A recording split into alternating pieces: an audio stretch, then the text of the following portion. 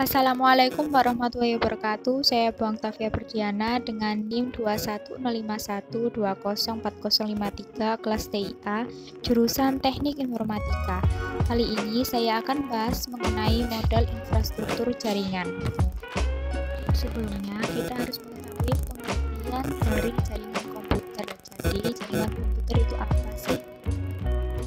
Jaringan komputer merupakan dua atau lebih perangkat yang saling terhubung dan digunakan untuk berbagai sumber data. Ada beberapa jenis jaringan komputer. Yang pertama yaitu jaringan komputer berdasarkan metode distribusi data. Jaringan terpusat host-based network, yaitu jaringan yang terdiri dari satu komputer induk dan satu atau lebih komputer terminal, yang berarti semua pemrosesan data dilakukan oleh komputer yang ditempatkan di dalam suatu lokasi yang digunakan untuk melayani semua pemakai dalam organisasi. Contoh penerapannya yaitu ada di kasir supermarket. Ketika melakukan transaksi pembayaran, kasir akan mengakses data persaudaraan yang terdapat di komputer ini. Jadi hanya dengan memindai kode barang suatu produk, nama barang, harga barang, dan jumlah persediaan barangnya akan tampil di layar monitor. Jaringan terdistribusi (distributed network), yaitu jaringan yang terdiri atas beberapa komputer induk yang terhubung dengan berbagai terminal. Jaringan terdistribusi secara fisik dapat dibentuk dari penggabungan jaringan terpusat. Jadi, sistem yang terdiri atas sejumlah komputer yang tersebar pada berbagai lokasi yang dihubungkan dengan sarana telekomunikasi dengan masing-masing komputer mampu melakukan pemrosesan yang serupa secara mandiri, tetapi bisa saling berinteraksi dengan pertukaran data. Contoh penerapannya ada di aplikasi Google Flight. Google Flight merupakan aplikasi baru yang dikembangkan oleh Google. Aplikasi ini akan merangkum beragam harga tiket dari macam-macam maskapai penerbangan di dunia, mulai dari yang termurah hingga yang paling mahal. Fitur tersebut dapat memudahkan kamu saat mengecek tiket pesawat murah dari berbagai maskapai dan tujuan penerbangan di seluruh dunia. Penggunaan aplikasi pembayaran atau transaksi pembelian tiket pesawat terbang online merupakan contoh dari aplikasi pengolahan data terdistribusi, di mana data pembayaran ada yang tersimpan di database bank, sementara data tiketnya tersimpan di database server maskapai yang menyediakan aplikasi tiket online tersebut. Jaringan berdasarkan cakupan atau jangkauan geografis. Yang pertama yaitu ada LAN, Local Area Network. LAN atau jaringan lokal merupakan jaringan yang cangkupannya relatif sempit, terbatas pada sebuah ruangan atau sebuah gedung atau sebuah kompleks. LAN juga disebut sebagai Single Location Network atau jaringan tunggal. Yang kedua yaitu ada MAN, Metropolitan Area Network, merupakan jaringan yang menghubungkan dua atau lebih LAN, tetapi jangkauannya tidak melebihi wilayah kota. Selanjutnya ada WAN, Wide Area Network, merupakan jaringan komunikasi data yang mencakup wilayah geografi yang luas dan biasanya memanfaatkan jaringan komunikasi. Contohnya yaitu internet atau mesin ATM bank. Yang keempat yaitu ada PAN, Personal Area Network, merupakan jaringan komputer yang menghubungkan komputer dengan komputer lain dalam jarak yang sangat dekat. Yang kelima yaitu ada CAN, Campus Area Network, merupakan jaringan komputer yang menghubungkan dua atau lebih LAN dalam wilayah tertentu. Jaringan ini digunakan pada kampus untuk menghubungkan berbagai bangunan di kompleks kampus tersebut. Jaringan berdasarkan cara membangunnya. Jaringan infrastruktur yaitu jaringan yang tidak dapat berdiri sendiri jika tidak ada bantuan dari perangkat lain seperti access point. Jaringan ad hoc yaitu jaringan yang dapat berdiri tanpa bantuan dari perangkat lain. Jaringan ini dapat dibuat dimanapun karena pembuatannya sangat fleksibel dan mudah. Jaringan ini terdiri minimal dua komputer yang masing-masingnya dapat sebagai server dan dapat berbagai klien peer-to-peer. Topologi jaringan. Yang pertama ada bus topologi. Topologi bus menghubungkan komputer satu dengan yang lainnya secara berantai dengan perantara suatu kabel yang umumnya berupa kabel tunggal jenis koaksial. Topologi bus terdapat kelebihan dan kekurangan. Kelebihannya diantaranya yaitu hemat kabel dan jaringan ini tidak dibutuhkan hub. Layout kabel sederhana dan mudah dikembangkan. Kekurangannya yaitu deteksi dan isolasi kesalahan sangat kecil. Lalu lintas data yang padat sehingga sering terjadi tabrakan file data yang dikirim. Apabila kabel utama putus, maka jaringan tidak akan berfungsi.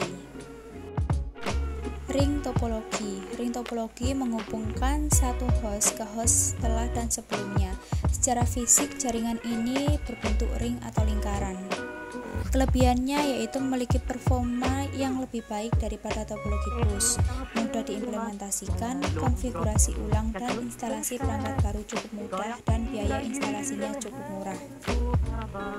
Kekurangannya yaitu kinerja komunikasi dalam topologi ini dinilai dari jumlah atau banyaknya titik atau node. Troubleshooting cukup rumit.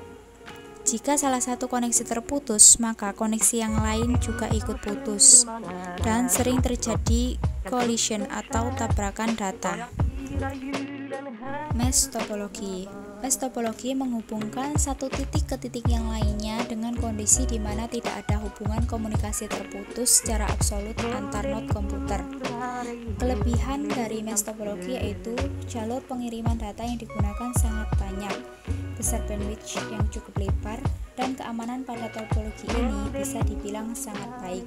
Kekurangannya yaitu proses instalasi jaringan pada topologi ini sangatlah rumit, membutuhkan banyak kabel dan memakan biaya instalasi yang mahal.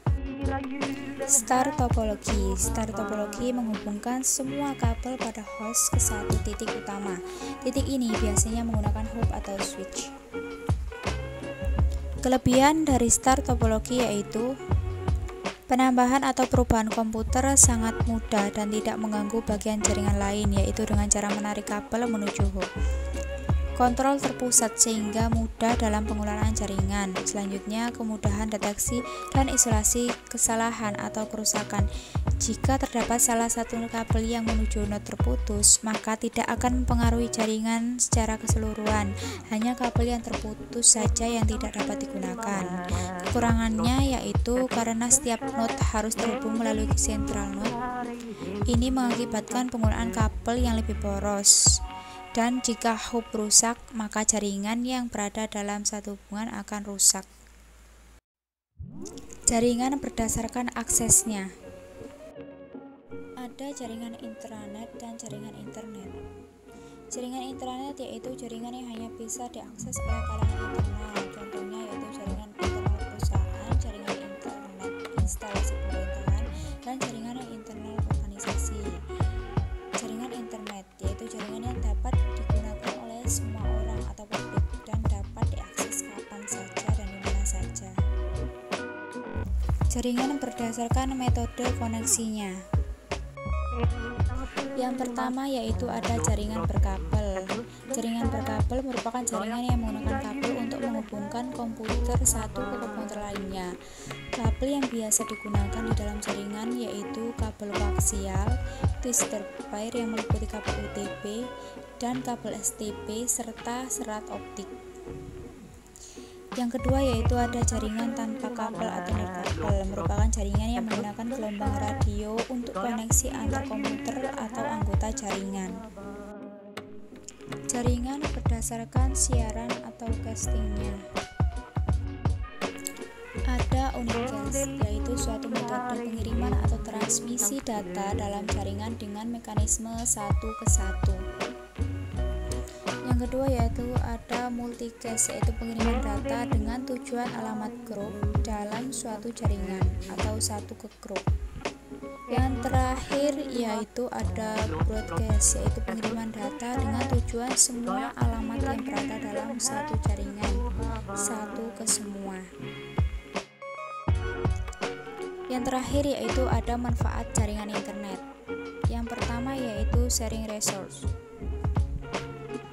Sharing resource bertujuan agar seluruh program, peralatan, atau peripheral lainnya dapat dimanfaatkan oleh setiap orang yang ada pada jaringan komputer tanpa terpengaruh oleh lokasi maupun pengaruh dari pemakai. Yang kedua yaitu sebagai media komunikasi. Jaringan komputer memungkinkan terjadinya komunikasi antar pengguna, baik untuk telekonferensi maupun mengirim pesan atau informasi yang penting lainnya. Manfaat yang ketiga yaitu integrasi data.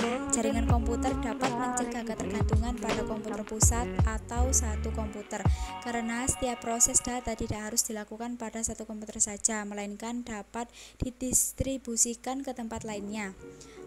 Oleh sebab itu, inilah maka dapat terbentuk data yang terintegrasi yang memudahkan pemakai untuk memperoleh dan mengolah informasi setiap saat. Yang keempat yaitu sumber daya lebih efisien dan informasi terkini. Dengan pemakaian sumber daya secara bersama-sama akan mendapatkan hasil yang maksimal dan kualitas yang tinggi.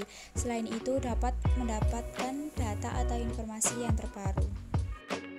Yang kelima yaitu sebagai pengembangan dan pemeliharaan. Pengembangan peralatan dapat dilakukan dengan mudah dan menghemat biaya, karena setiap pembelian komponen seperti printer, maka tidak perlu membeli sejumlah komputer yang ada, tetapi cukup satu printer dan dapat digunakan secara bersama-sama.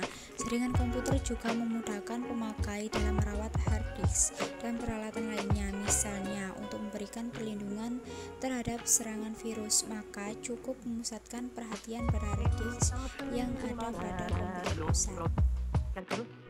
Sekian apa yang dapat saya sampaikan hari ini. Apabila ada kurang lebihnya mohon dimaafkan.